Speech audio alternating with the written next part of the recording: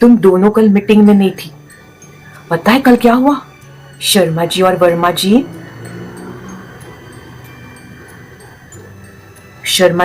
जी है ना, दोनों का मीटिंग में जोर जोर से झगड़ा हुआ।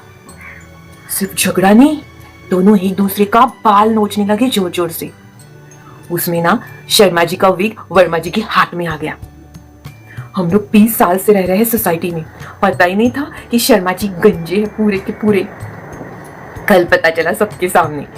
अरे तुम दोनों को आना चाहिए था मीटिंग में। फिर भी ठीक है, मैं तुम्हें खबर तो बता ही देती, क्योंकि मैं गॉसिप क्वीन जो ठहरी सोसाइटी की। बड़ा मजा आया कल। अरे बाबा, शर्मा जी विग पहनते हैं, मुझे तो पता ही नहीं था। क्या डासू खबर दी यार तूने, सच में मजा आया। एक बात बता, वो मिसेस चोपड़ा की बेटी है ना, वो आजकल सब लड़कों को लव लेटर भेजती है। उस दिन क्या हुआ, उसने वो संजय है ना,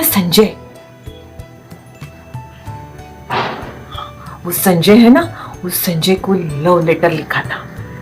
तो अचानक वो लव लेटर उस संजय के पिताजी के हाथों पड़ गया।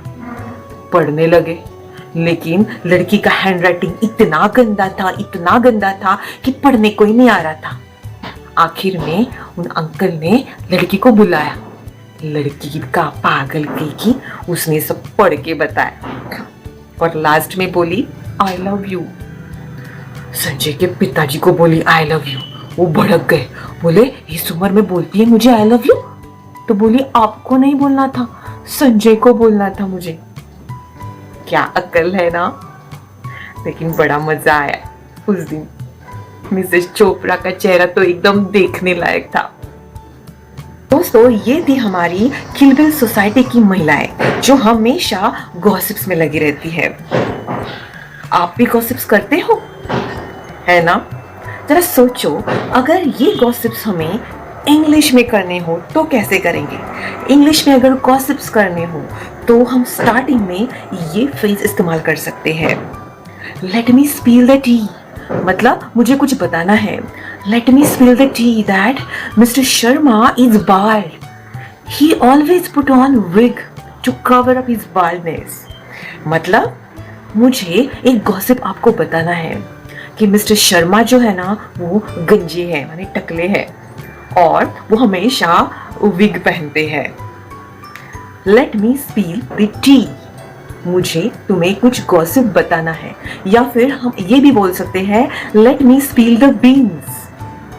दोनों का इस्तेमाल होता है गॉसिप करते वक्त। Just between you and me, promise me it's just between you and me. Mrs Chopra's daughter nowadays sends letter to Sanjay who resides on the first floor. याद आया कुछ? संजय, हाँ। So she has sent a love letter to him. आपको बात समझ में आई होगी ना? दोस्तों, आपको अगर किसी को बताना हो कि ये बात सिर्फ हम दोनों के बीच रहे तो ये सेंटेंस का इस्तेमाल करते हैं, it's just between you and मी। ये बात हम दोनों के बीच रहेगी और उसके आगे हम बताएं कर सकते हैं। आपको अगर इंग्लिश इंप्रूव करनी है ना, तो आप गॉसिप भी इंग्लिश में ही करिएगा। मैं दावे के साथ बोल सकती हूँ आपकी इंग्लिश जरूर इंप्रूव होगी। Just remember few sentences before any gossip. जैसे कि आप ये भी बोल सकते हो, I have one juicy gossip for you. Juicy मतलब हॉट गॉसिप, गर्मा गर्म खबर।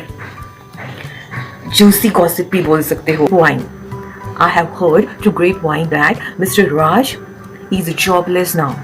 He was forced to resign his job. मतलब मिस्टर राज जो है वो अभी जॉबलेस है, उन्हें कुछ अभी काम धंधा है नहीं और उन्हें जबरदस्ती ऑफिस से निकाला गया है। I have heard through grapevine. मेरे कानों में ये खबर मेरे सोर्सेस से पता चली।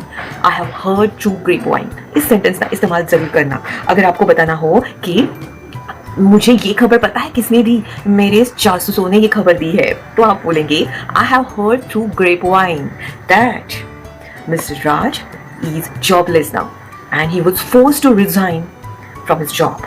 मतलब राज जो है वो जॉबलेस है, उन्हें जॉब नहीं है बहुत सालों से और उन्हें जबरदस्ती ऑफिस से निकाला गया है। एक्चुअली ये भी गॉसिप हुआ ना, सोसाइटी का गॉसिप है।